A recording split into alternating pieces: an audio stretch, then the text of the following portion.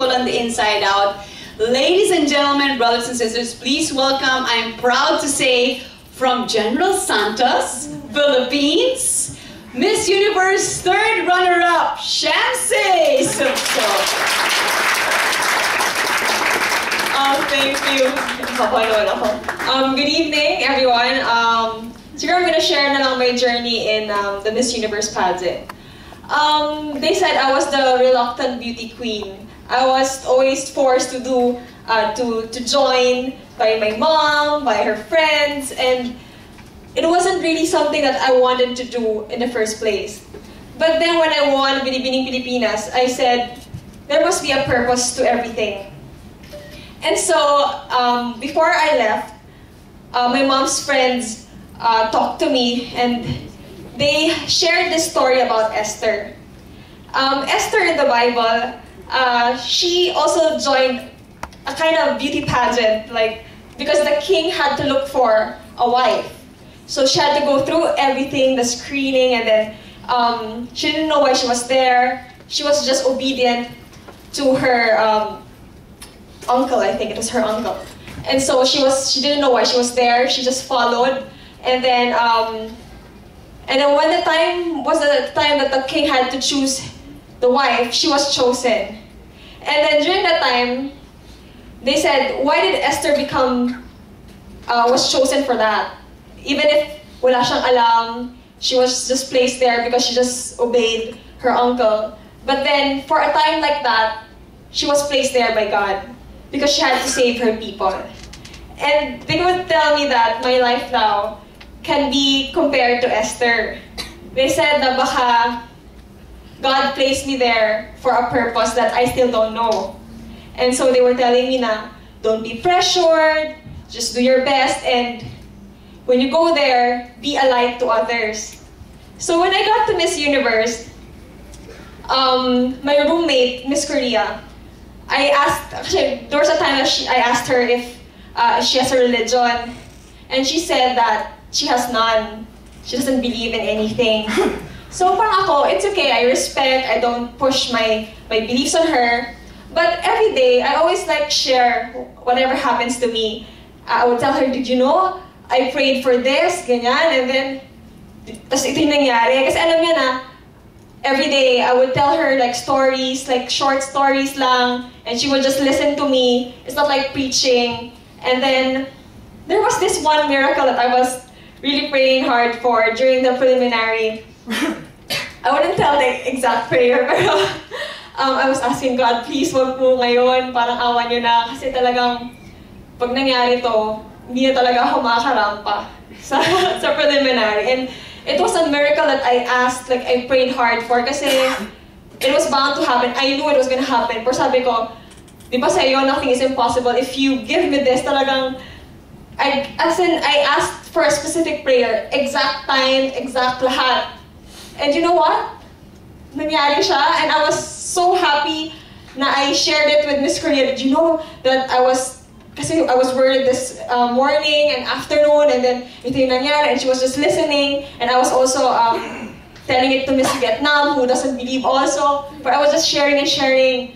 Tapos, so what was I was happy about it, just during the final night, kasi wala na hindi na ako kinakabahan, wala kasi sabi ko nga, I was there to be a messenger of God, diba? To be the symbol that He wants me to be. And during that night, it was special. Sa akin, I was already a winner, kaya nga wala nang kabe. Because 30 minutes before we went out, I went to Guam and I said, come on, let's pray. Sabi ko sa kanya. Sabi niya, I was looking for you. I want us to pray together. So we prayed. Kasi she's Christian, so we're able to communicate, so okay lang. And then after that, akala ko okay na, I was ready to go. And then si Miss Korea, she went to me and she said, Shamsi, sabi niya, what? Sabi niya, can we pray? Sabi niya sa akin. Sabi ko, okay. Tapos upo kami, tapos sabi niya, but I don't know how to do it. Sabi ko, okay, I'll pray for the both of us. So I prayed with her. I held her hand, I prayed with her, I We prayed na sana walang aksidente, sana lahat okay na pinractice namin, and sana kung sino yung manalo, she's really deserving to win, and to help her sa magiging responsibilities niya for the year, and that hopefully our families will be proud of us, even if we don't get in, yung mga ganon. So, during that time, the fact that she went to me, and she doesn't believe at all, siya pa yung nag-approach sa akin na mag-pray tayo. So during that time, feeling ko fulfilled na ako, na yun na yung purpose sa akin.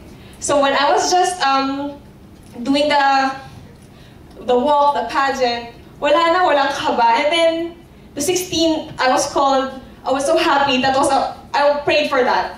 Sabi ko, sana 16 lang po. Okay na po ako. Para lang po sa mga bumoto sa akin, nakakaya pag umuwi ako nung hindi ako nakakapasok sa top 16. So I was happy, my prayers were answered. And then, during the swimsuit, I forgot to take off my sarong. So, when I got to the line, sabi ko talaga, patay. Nakalimutan kong tanggalin. So, unti-unti ko siya nilagay. Sabi kasi ng trainer namin, if you forget, paulit-ulit na yan, don't forget to take off your sarong. If you forget to take your sarong, you're not gonna get in it. That's sure. They will not grade you, you will be out.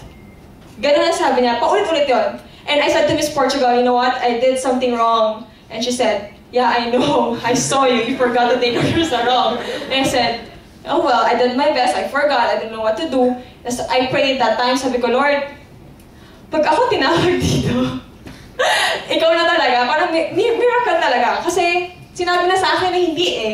So I wasn't expecting. Sabi ko, pag ako pinasok mo dito, ikaw na talaga yung naglagay sa akin doon. So when I was called, parang talagang totoong shocked ako. hindi ako yung parang ina-expect ko talaga. Kasi top 16 was, yun lang talaga yung pinray ko. At actually, ang prayer ko is that I want my family, my countrymen to be proud of me, but you know that I don't want to stay in New York. Sabi ko sa kanya, alam mo namang yung heart ko. And then, so I was really happy. And then, tapos nung tinawag for top 5, doon ako kinabahan. Kasi sabi ko, hindi na ako nag-prepare for Q&A. Kasi hindi ko naman alam na darating pa ako dun sa point na mag-Q&A. So I said, Lord, sabi mo, ask and you will receive. And before that, my mom's friend said na, sometimes though, you have to ask talaga. You have to ask for blessings. And I said, Lord, kung ano man sasabihin ko ngayon sa Q&A, galing lahat sa'yo. Kumbaga, it's your wisdom na I wanna tell the whole world. And so when the question was asked sa akin, parang wala eh. Parang wala na akong naramdaman. Parang dire-diretso, hindi ko nga alam kung saan galing yung sinabi ko. Wala. As in talagang walang kaba. Hindi ko nga alam na nasa Miss Universe ako. Parang tinatanong lang talaga niya ako. And wala talaga akong doubt. When I had to answer, I just answered it. And after that, sabi ko, ano ba yung sinagot ko? Nakalimutan ko na. Basta ano po, tapos na ako. And then, so after that, I was so happy. Sabi ko nga, God is really great, you know? He has a lot of plans. And marami nagsasabi na, sayang hindi ka nanalo. Sayang hindi ka Miss Universe. Pero, sobra-sobra na yung blessings niya. And I think, yun naman talaga yung gusto niyang iparating eh.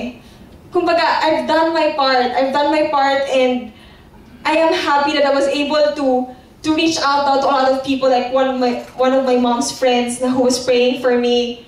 They were like the prayer warriors, sabi nila. Yun na daw yung hinihintay nila. Parang, they were so happy that I was able to share, diba, to the whole entire world, my faith. And, yun nga, I think all of us here should be a living testimony of how great God is. And I hope sana, with my position now, I can bring more people to God. Yun lang po. Thank you.